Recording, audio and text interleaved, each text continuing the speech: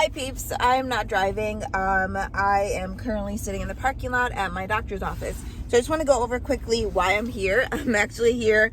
I have an appointment on Thursday, but it is Monday.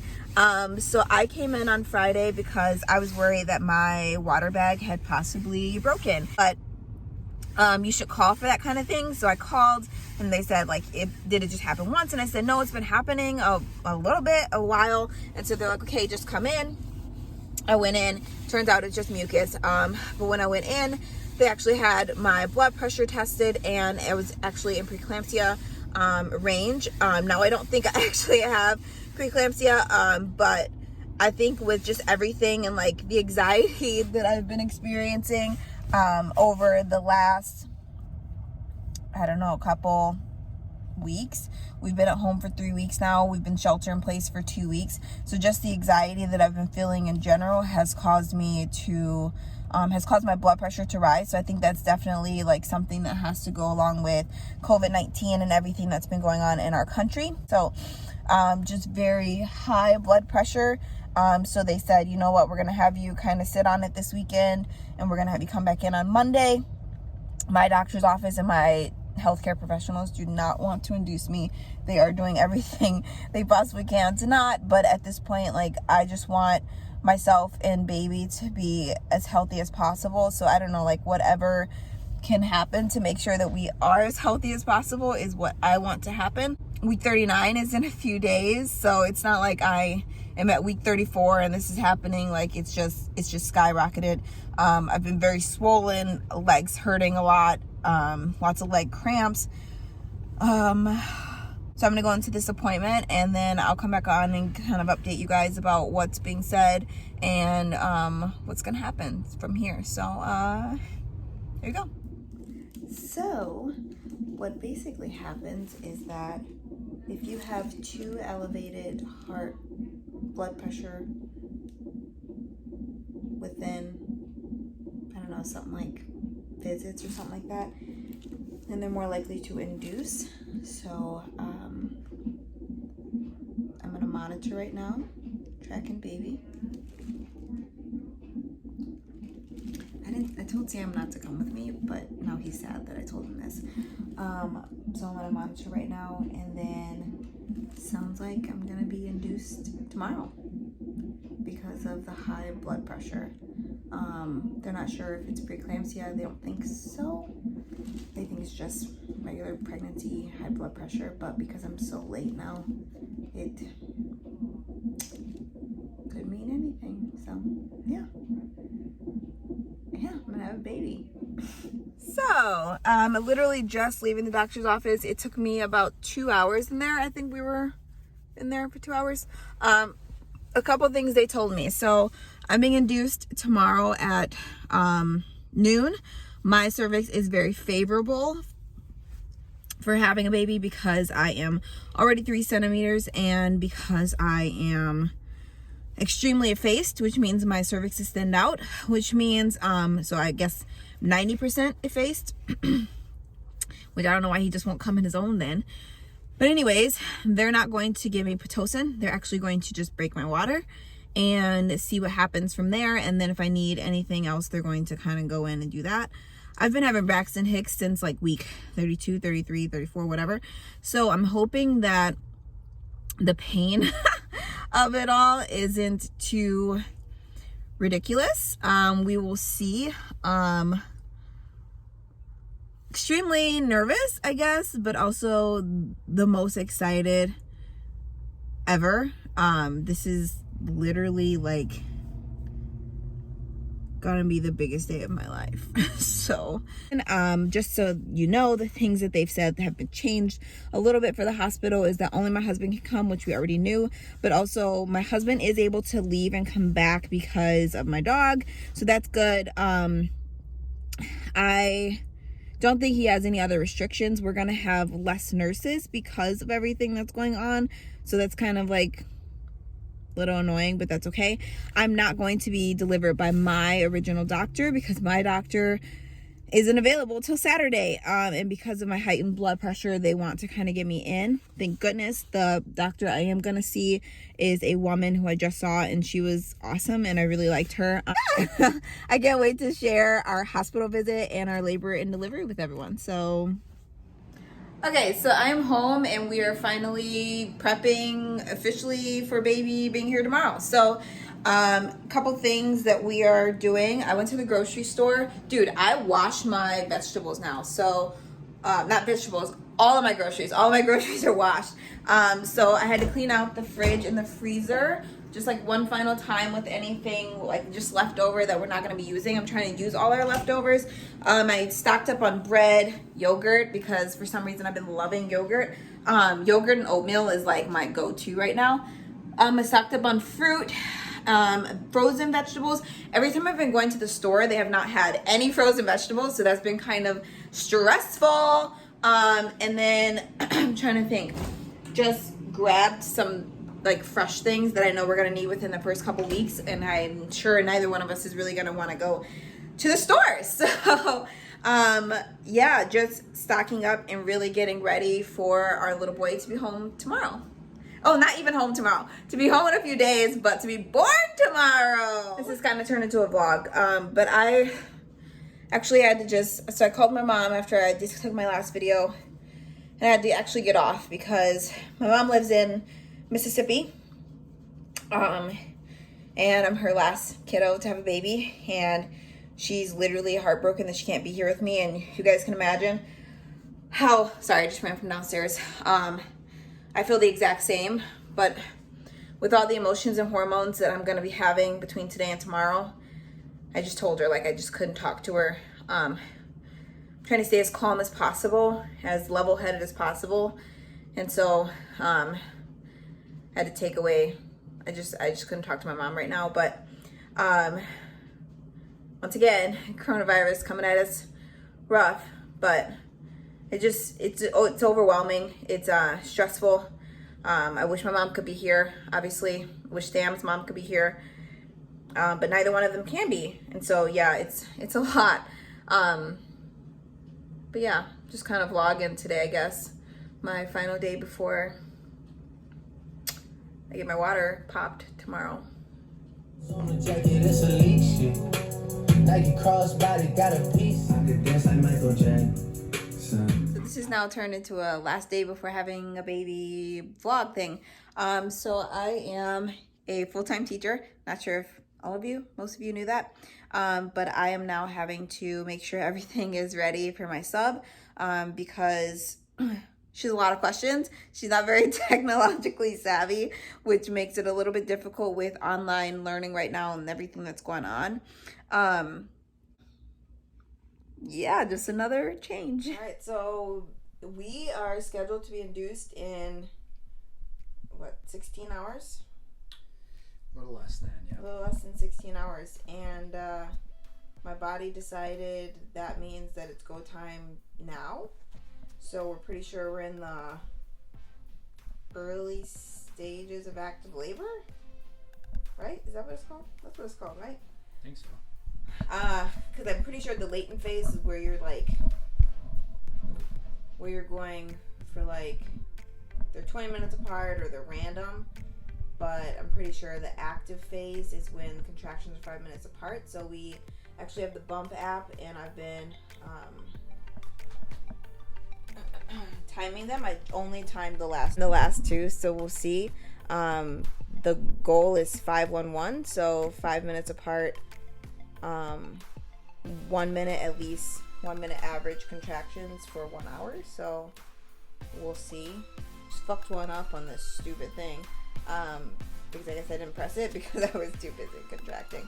But my first one was 86 seconds long. That's really long.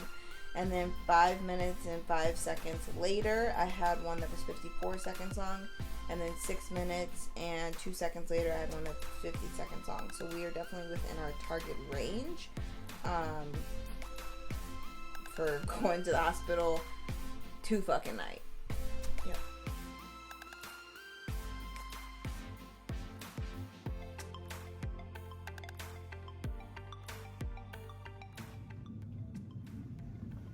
Hey, so turns out we're gonna be having a baby pretty soon. They said it was good that I came in when I did. Contractions were, I think, 3 to 4 minutes apart before we left the house, and they kind of just came on so quickly and suddenly. I don't think Sam got any video of me actually having a contraction. Did you? I was singing Hallelujah at one point. It was interesting, but I do have an epidural. I was gonna be a no epidural person, but guys, when you feel this shit, it's not butterflies and rainbows. Anyways, ice chips. They've got me monitored. They've got baby monitored. I guess I'm having contractions. Look, I just had one. Just had a crazy as fuck contraction. I don't feel anything. Modern medicine, baby. It's not 1850 anymore. I also don't feel my legs, so. Don't need them. I contributed very little to the progress so far, so I don't have much to fill in. I got a wet washcloth to put on her head. That was helpful as That fuck. was successful. And my hand was used as a squeezing pad, which is... I didn't squeeze that bad. Yeah, but that was the purpose of it. But that's pretty much what I've contributed. So we were just watching TV, and she said, hey, I think we might actually need to go tonight. And then we got ready for bed, and we were laying in bed, and it was clearly way worse than anything we've had before. So we called, we came, and they said, hey, let's have this baby. So we thought it was going to be tomorrow, but it might as well be today. So I'm just trying to be of some emotional support where she's doing all the hard work. So Hi. So we just got checked, and so we've been here maybe like 5 hours. We just got checked. I'm progressing completely on my own, so that's a plus. And before my water broke, when they broke my water, because yeah, before they broke my water, they thought I was 10 centimeters, so in like ready to push, guys. But I was apparently 9.5. So they broke my water. The gush is weird. It's just like really warm, like a water slide at the Dells. Ew, David. Ew. But it sounds like within the next like 30-45 minutes, I'll be ready to start pushing a kid out. They also said I was like +1, which means I guess that he is getting lower. So that's why I'm sitting up, because I wanted him to like slide down as much as possible. What's weird is like sorry, that was me that probably just fucked his shit up. When they popped the water, I guess it can change the baby's heart rate and stuff. So they had to wait a little bit to make sure his heart rate was good, but he sounds like a very happy, healthy baby. So we are excited for what's to come. There we go. So I forgot to mention, we actually wanted to labor a lot at home. So a lot of the stuff that we went through, I wanted to do at home, but we couldn't because I have group B strep, which apparently a lot of women get. I guess 1 in 4 women, so 25% of pregnancies get group B strep. And so you have to have penicillin for about 4 hours before you can have the baby. So they have me hooked up to an IV, and the penicillin is in there. I have I'm on my 2nd dose right now. It kind of tingles a little bit when it goes up your arm, but guys, I'm also like shivering, but I'm not cold. It's very strange. But yeah, so that's why we really couldn't labor at home as much. And I'm actually glad we didn't, because I'm progressing so quickly that I wonder like how soon would I have come in, and then how dilated would I have been, or like yeah. So yeah, I just wanted to say why we couldn't labor at home, which was my original plan, but plans change. Okay, so it's almost 4 o'clock. We're 9.5 centimeters. There's a little bit of cervix left that we're trying to get out of the way. So they got her laying sideways on this ball type thing. Yeah. I don't know. It's like a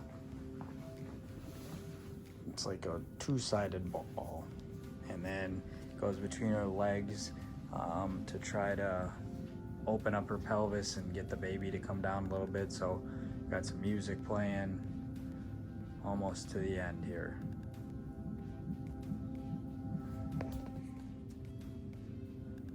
That's it. 10 centimeters. We're gonna push a baby out. All right, so this little guy was born at 5:03 on April 7th.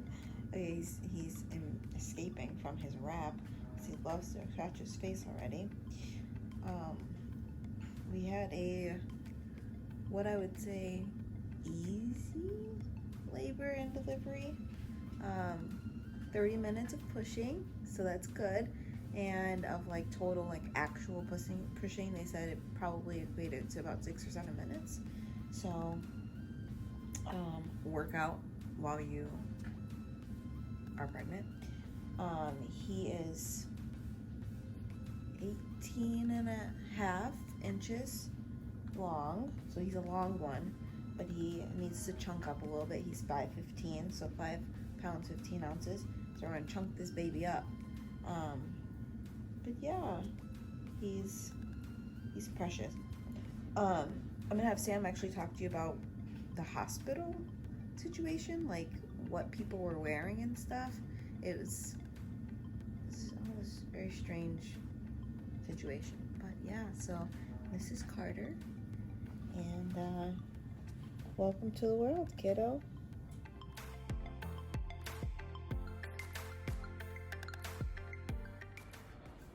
So, flash forward, I don't know, almost 12 hours, and this is the luxury suite we've been upgraded to. What time? Like 7 right before we came up here, right? I don't really remember it. This morning was a blur. But this is our luxury suite. You have the master suite over there. The bed. This is where I'll be sleeping. There's little him. He's sleeping. So what did we all do today? Oh boy.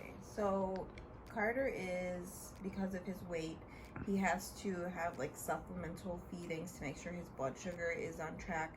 So every 3 hours they come in and they check his blood sugar and they check his temperature and they do like all this monitoring of him. And then right after we feed, we started off with like, this morning he would not latch at all, so that was kind of a source of like, oh, this is what everyone talks about, this is gonna be stressful. But he did. He ended up latching, and he pooped twice today. and he peed twice today, and big first day of life for big homie right here. big sleeper. Loves Huge sleeping. sleeper. Big sleeping fan. Huge. So we've been up in this room now. Let's see, I don't know what like 7:30 I think in a.m. We had Carter at 5 a.m. Got sent up here at 7:30, and we've been in here just getting tests run on him and spending time with him and doing skin to skin and trying breastfeeding. And I've slept for an hour. yeah, maybe.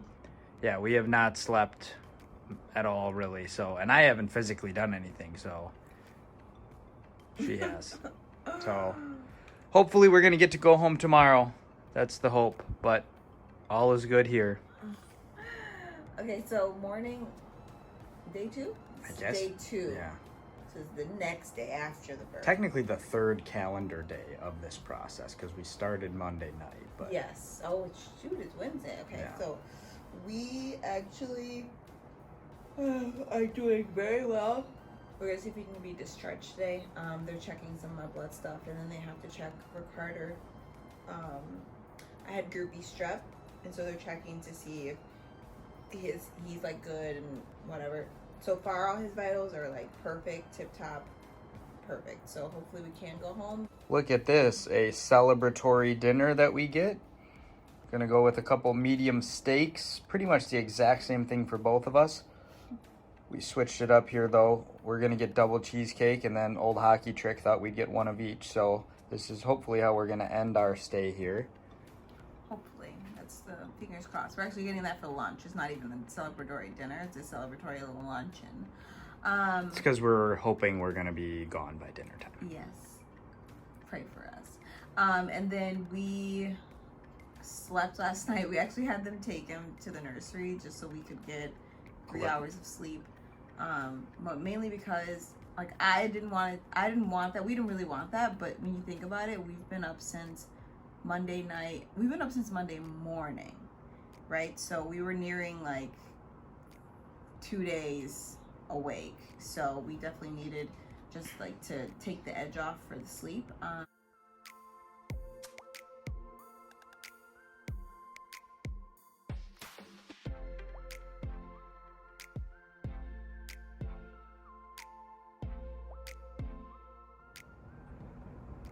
Oh, hey. We were going to have this conversation earlier, but I was busy being a dad. So, we were concerned with this coronavirus pandemic and us being in the hospital, and to be honest, you wouldn't even really know. So there's signage everywhere, which is a little different, and all the nurses are wearing masks and caps. Well, at least in the delivery room they were. So I wouldn't have been able to tell you what our delivery nurses or doctors looked like if I saw them on the street, because you could really only see their eyes. But other than people wearing masks, it's really calm in here. You would have no idea that there's a pandemic going on outside. So that was pretty comforting. We've had really good nurses, great communication, really helpful. So it's been a really positive experience for all of us amidst all of the crisis that's going on. So that was a big concern that we had. And I know we were going to talk about this right after he was born, but now this is day 3, I guess. And they've done a really wonderful job of, keeping everything, all the chaos outside, and everything in here clean and sanitized, and we're really thankful of that. So if you were wondering, like, man, I wonder what it's like delivering a baby during a wild pandemic, at least here, you wouldn't even really know. So just a lot more signage, a lot of masks being worn, but that's sanitizing. Pretty, yeah. The nurse we had in the delivery room, I am not joking, and Tish can attest to this. I bet she sanitized her hands every 30 seconds. I mean, there was a pump on the computer, like a platform, the computer screens that she was monitoring, and then there was a platform underneath, and there was a pump hand sanitizer, and she would just, subconsciously just pump and start to sanitize her hands every 30 seconds. Her hands must have been so dry after her shift. But, it's not as weird, doesn't seem that weird for people to wear masks in a hospital setting, so that's not like, whoa, this is a weird time, where it is a little weird when you go to the grocery store and everybody's wearing masks, so that's a little daunting, but, we've been super happy. It's been a lot better than we, I think, expected, so we're really grateful for all of the medical staff that's helped us and, kept everybody happy and healthy, so we're lucky and thankful.